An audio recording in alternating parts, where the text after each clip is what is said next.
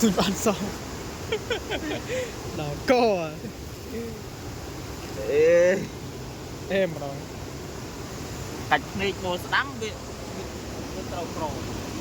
nhom cá xì cá lây thế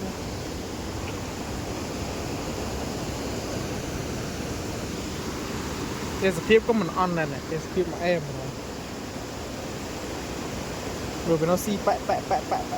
nó tập pe nó nâng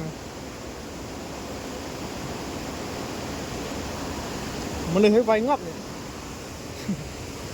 có mặt tray nó không tức kìa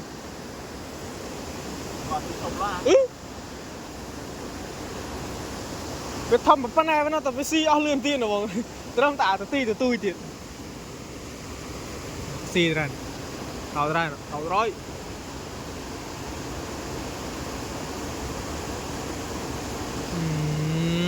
bè chứ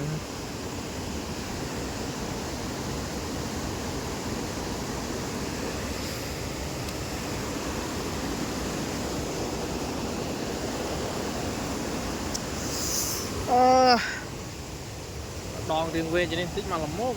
đòn clay